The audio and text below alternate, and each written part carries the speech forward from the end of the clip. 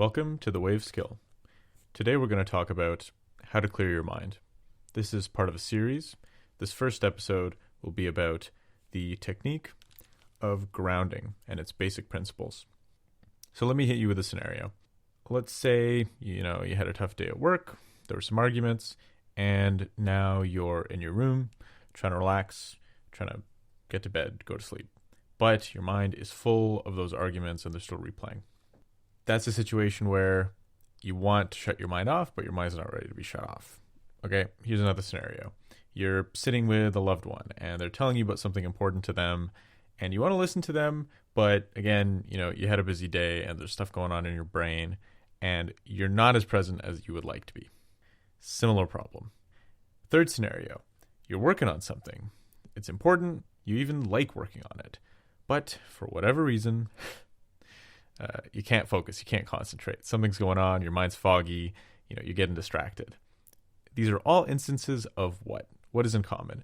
What's happening is you have an unclear mind. And what does that mean? It means that there's some kind of activity going on in your mind that's interfering with what you actually want to be doing. Super common across all of life. And what we're going to focus on in this series is how do we deal with this? So this episode, I'll just summarize and say, we're going to look at, number one, okay, what is an unclear mind? What's actually happening there? Number two, we're going to look at states of mental activity. We're going to create a map of how clear or unclear the mind can be. Then we're going to look at principles of grounding, so the technique for dealing with it and the basic principles that that technique shares. And then we're going to look at some practical tips. So that's going to be this episode. The first thing to say about having an unclear mind is that making the mind unclear, whatever the mind happens to be thinking about, whatever the kind of issue happens to be, whatever emotion you happen to be experiencing, you can clear them all. You can ground the mind using the same basic methods. There's a basic set of principles for changing your state of mind, which works for anything. And that's why it's so valuable to know them and to practice them and to get good at them. All right, let's go into the unclear mind and what's happening. So, okay. This interfering mental activity, it actually is composed of two different parts. So part number one is the conscious mental activity. So that's the thoughts, the images, the memories, whatever it is that's coming up. Now the thoughts are interesting. So thoughts, whenever they arise, have this particular quality. What am I talking about? Well, have you ever had a thought and then it just goes away? Maybe not, right? I mean, that doesn't happen to me very much. So you have a thought and then, oh, that's interesting. And then you have another thought and then another thought and then it goes on and on and on, right? And then you get led somewhere and you're like, how did I even get here?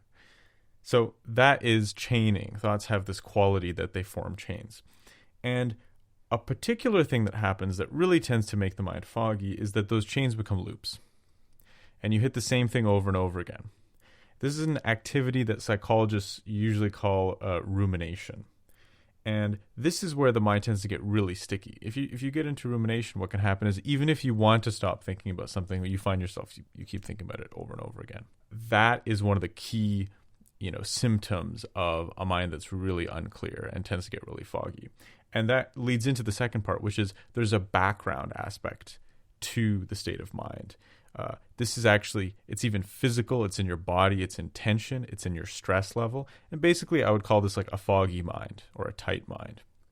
And if you've been ruminating a lot, you'll find that your mind tends to get very foggy. If you keep thinking about it, And at the end of that, or if you work really hard mentally, at the end of that time, you're like, wow, my mind's super foggy now. It's super unclear now.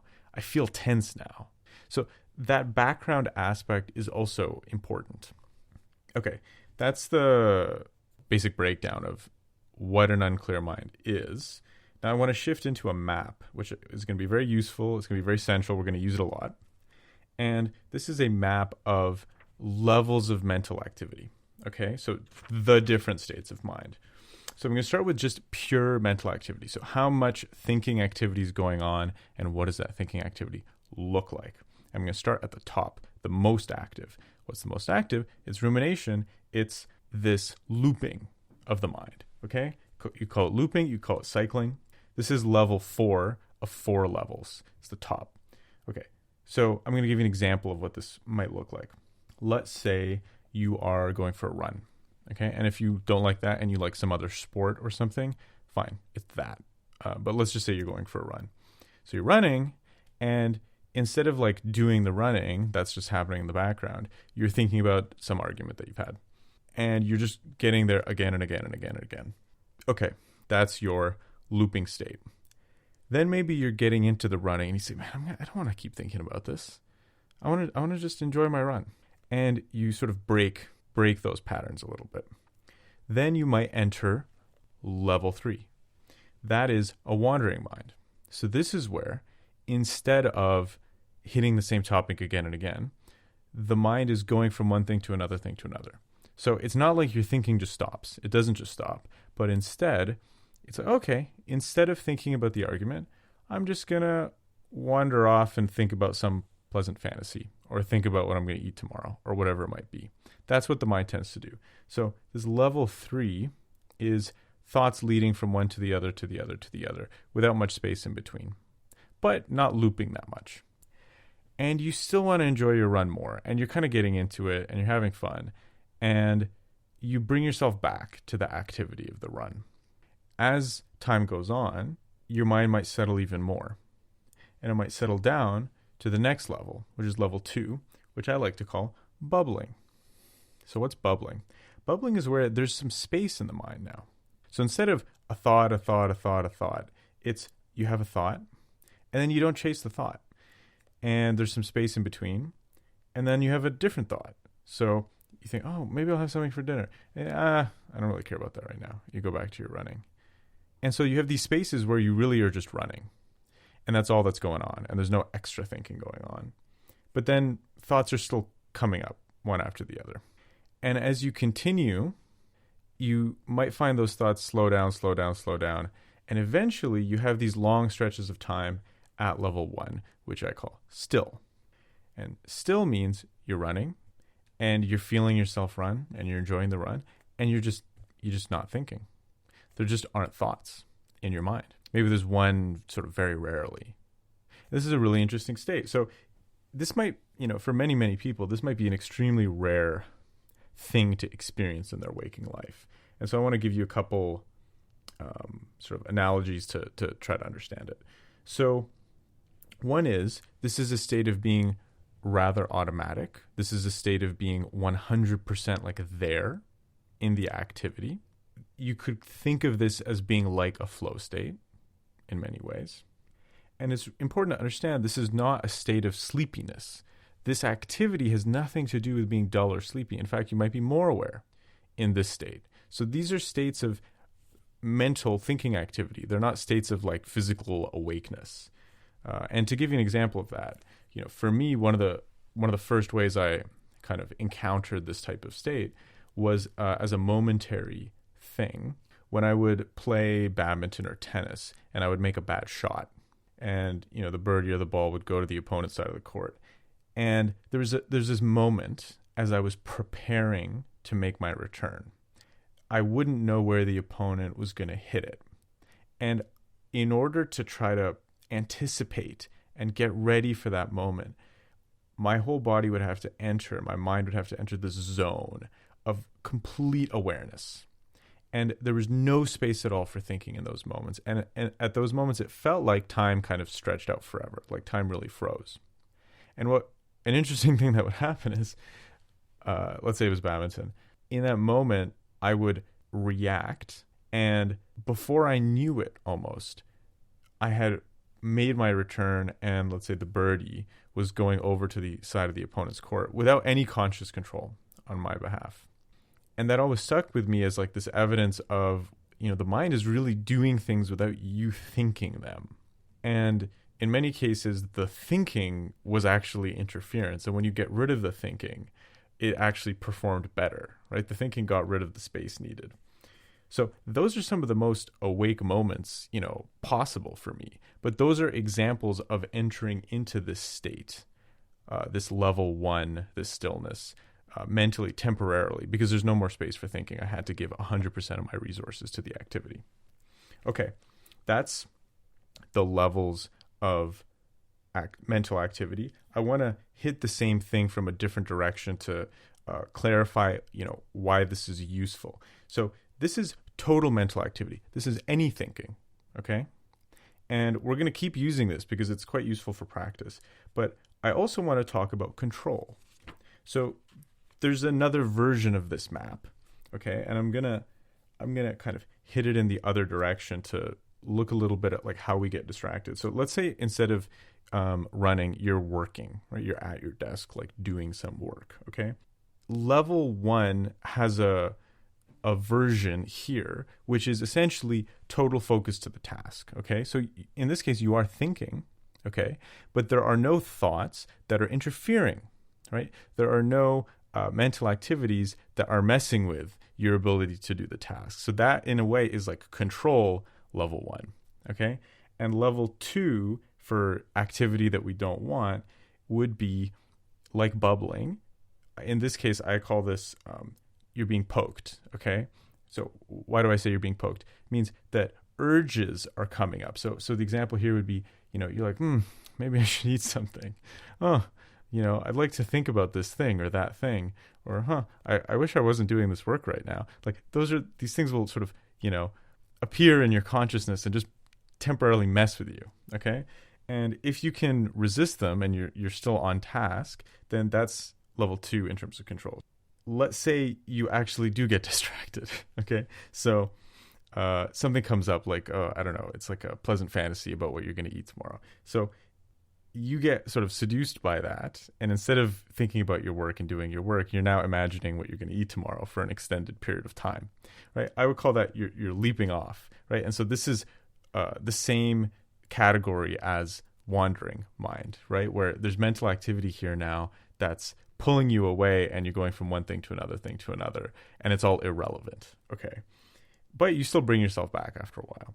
And then finally, that highest level of mental activity, which is the level of control that's minimized, is this level 4, which is again cycling and looping. And in this case, this is a situation where you're trying to work and now you're thinking about some issue in your life. Maybe it's some very common narrative you have, right? And you've started thinking about it now. And then you pull yourself out. You're like, oh, I'm thinking about it again. And you try to pull yourself out, but you just get sucked in. And if you get sucked in, you're by definition, you're not doing your work anymore. You're just sucked into whatever this thing is. And you're there again and again and again. And so you see now, these two maps are very closely related to each other. One is the map of activity, mental activity level. This is dynamics. This is just the state of mind, right? This is the way the mind can go up and down in levels. And then that actually maps on so much to doing things in your life and like, am I capable of doing this thing right now? Or am I like failing to do this thing right now?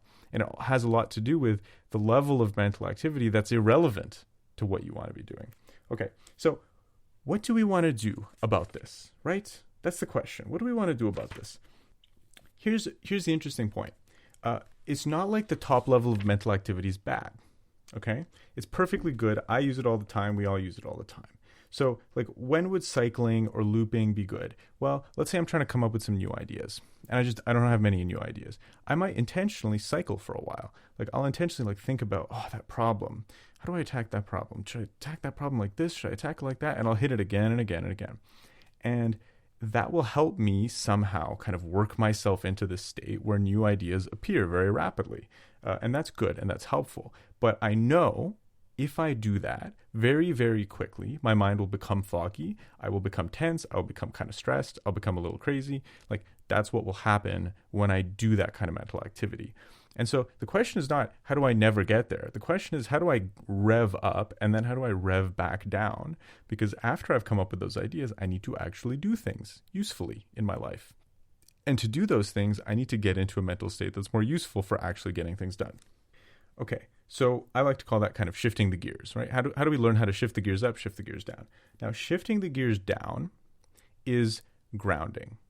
The general technique to shift the gears down is grounding. And that's what I'm going to talk about next. But first, I just want to summarize what we've gone through. So first we went through what is an unclear mind. And as I said, two big components there. One is the actual conscious mental activity, and the other is the kind of background state of mind. And there's this close relation between the two where when the mental activity is really high for a long period of time, it tends to fog up that background state of mind. Then you get tense, then you get stressed. Okay. And there are two maps. So map number 1 is total activity, which goes from at the top, you're looping and you're cycling. Then as you go down, your mind is wandering. Then as you go down, your mind is bubbling. Then as you go down, your mind becomes still. And similarly, there's levels of control where you're doing a thinking task, and it's the level of irrelevant activity and how much control you have, where again, the top level is you are cycling and you can't break out of your own looping. Then a level down, level 3, is where the mind is leaping away for extended periods, and then you have to bring it back. And then level 2 is where your mind is getting poked by urges over and over again. And then level 1 is where your mind is still and focused and not getting poked and not getting disturbed by any kind of urges or thoughts that are irrelevant to the task at hand. Those are the levels of control. Okay. Now, let us look at grounding. So the key point about grounding, so interesting to me, is that it works for any kind of mental activity. And I'm going to talk about that mystery in the next episode and why it works for so many different kinds of mental activity in the next episode. But for now, we're just going to talk about what the principles are, and I'm not going to explain why they work. Okay. So principle number 1 is a cognitive shift. Principle number 2 is opening up. Principle number 3 is settling the attention. I'm going to explain all those in much more detail. First point is you have these 3 principles. They're all true and they're all active in various ways of any technique that gets the mind all the way down to level 1 in terms of mental activity. I want to note that there are bad ways of trying to ground yourself or gear shift down. So, for example, you worked really hard and, this happens to me. My mind's really foggy after recording an episode. My mind's really foggy after, writing something. And I'm very tempted to, open a YouTube video and just sit and, luxuriate in not having to think. But I know from experience that after I watch the YouTube video, I might have enjoyed the video, but my mind actually doesn't feel more clear. It feels about as foggy as it felt before. I don't feel more energetic, right? Whereas if I go for a walk, then after the walk, my mind usually does feel more clear, and I usually do feel a little more energetic. So that's a great example of how there's things that we like to do when our minds are cloudy and unclear, and then there's things that work to make our minds more clear. And those are often 2 different things. It can often be the case, actually, that what would actually clear your mind and help you to calm down is exactly stuff you don't want to do at that time. Because when you're worked up, you actually don't want to relax most of the time. You don't want to do things that are relaxing. So being intentional is actually a really good idea. So just to give you some examples of techniques that I would be talking about, you're doing yoga, you're meditating, you're doing breath work, you're getting in a sauna, you're listening to a certain kind of piece of music, you're doing intense mental exercise or intense physical exercise. It's probably more helpful. So those are all examples of things that, if you do them in the right way, could be really, really grounding. Now, what makes them grounding? Okay, we had these 3 principles, so I'm going to go through them in more detail. Number 1 was the cognitive shift. I call this letting go. Okay, what's the idea here? The idea is it's shifting the intention of the activity from thinking about whatever the topic of your thoughts or ruminations were to changing your state of mind. So you're changing your intention to be about your state of mind.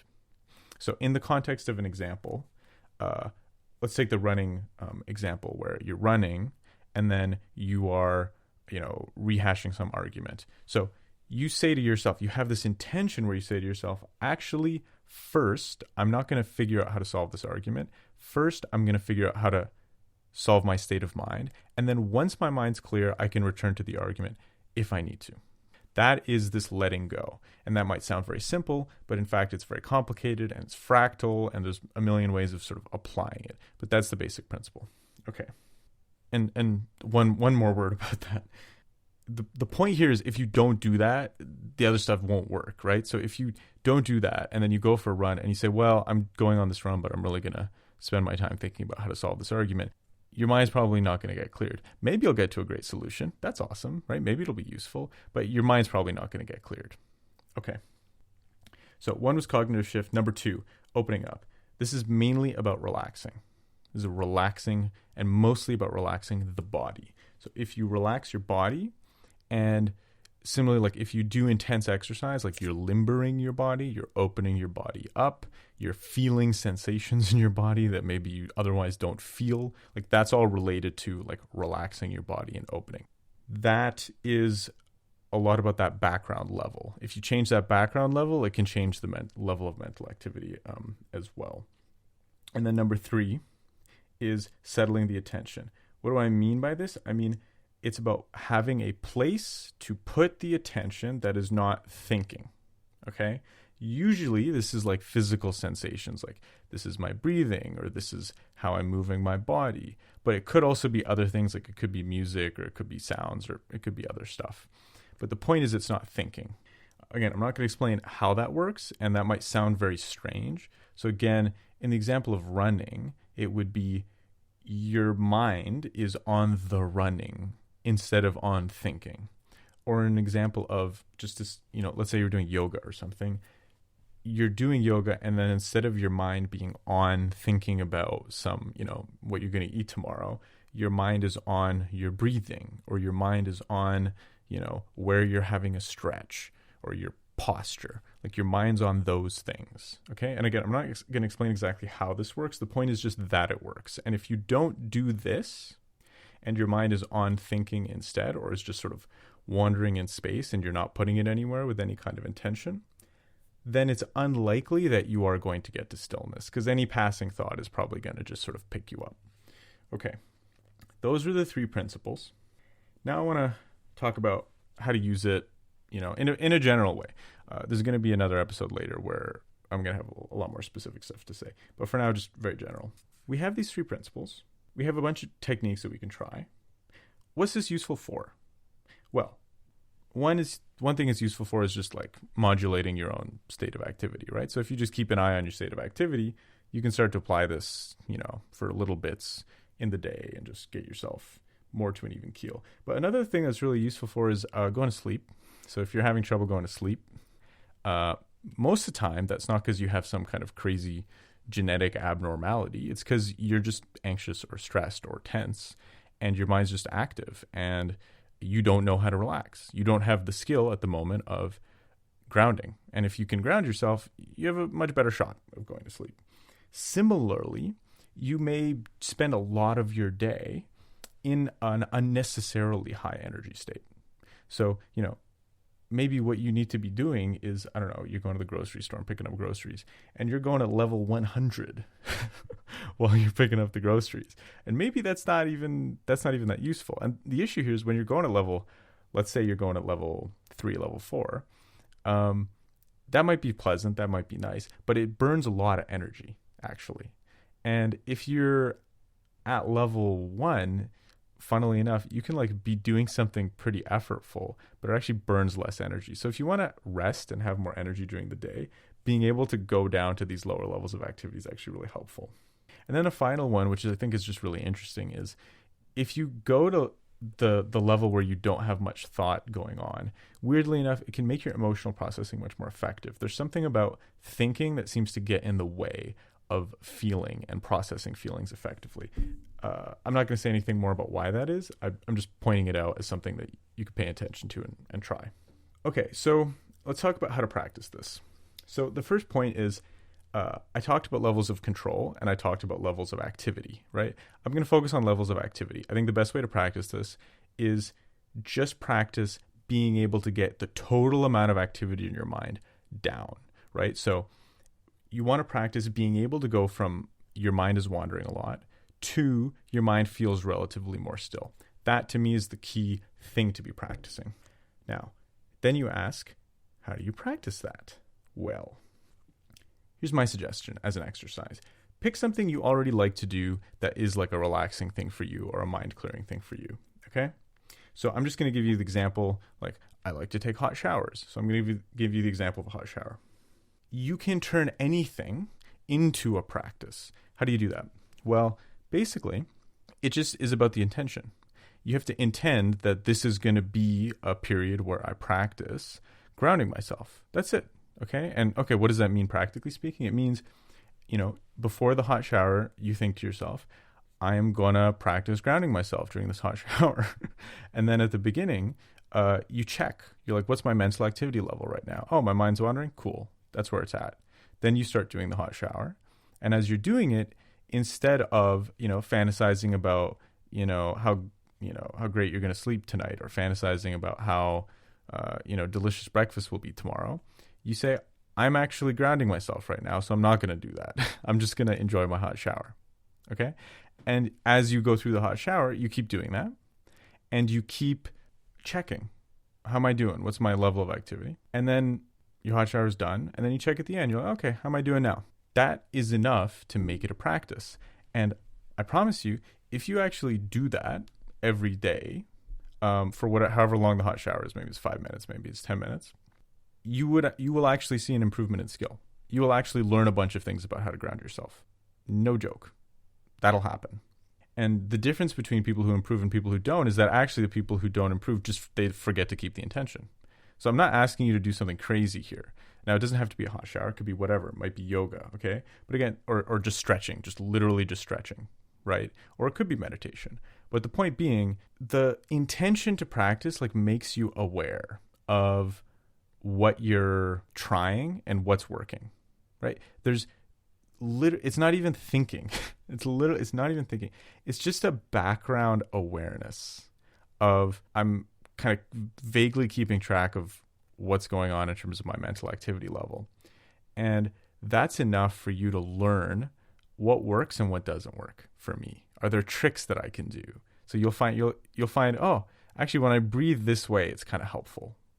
Or, oh, when I direct my mind to this thing or that thing, or when I enjoy myself more, that's helpful. And you'll learn just by having that awareness of, I'm trying to ground myself right now. Okay, so that's the exercise that I suggest you do. First thing to do is, today or tomorrow, try it once and just see how it is, right? How well can you do in just one session of a thing that you like to do to relax and try to make it grounding? And then you can, make that more regular if you actually want to get good at the skill. Once you actually get reasonably good at getting to a level 2 or getting to a level 1 in terms of mental activity, that's where then you kind of bring that into daily life. And actually, you can get really good at doing this kind of on a very subtle level, where you don't have to do any sort of very obvious thing like breath work or whatever. And you can just modulate your activity level internally. That's a skill that you can learn. So this can go really far, actually. But I'm going to leave you with that. So let me just summarize, where we got to. So going right from the very beginning, we had the unclear mind. Again, interfering activity, okay, with two components. One is conscious mental activity, and the other is the background of stress and tension and fogginess. That comes in 4 levels of activity, going from the top of most intense, looping and cycling, level 4, to level 3 of the mind wandering, to level 2 of the mind just bubbling, to level 1 of the mind being still. Okay? And that's related again to control, where at the highest level of control, that's level 1, where you're still and you're not urged and not bothered. Level 2, where you're poked by various urges. Level 3, where your mind's leaping away and then you have to bring it back. And then level 4, where your mind is cycling and you can't really bring it back even if you want to. So that's control. And we talked about grounding, where grounding is the kind of general technique to shift the mind's gears down the levels of overall mental activity. And grounding has 3 main principles. Number 1 is the cognitive shift, which is about letting go and focusing your intentions on solving your state of mind instead of whatever you're thinking about. Then principle number 2 was opening up and relaxing your body as a way of relaxing your mind. And then number 3 was settling your intention, finding a place that's not thinking to put your attention, and that is particularly helpful when you're trying to get to the lower levels and higher, more stillness, essentially. And my suggestion for practice is try to practice clearing your overall levels of mental activity, trying to get the mind more still. And to do that by just picking an activity that you already like to do to relax and doing it as an intentional practice of grounding and just seeing how that goes. Okay, that's all we got for today. We're going to come back with another episode on the details of why grounding works and the mystery behind how the mind gets ungrounded in the first place. And then another episode on the kind of finer practical tips of how we can do this stuff well. Thanks for listening. Goodbye.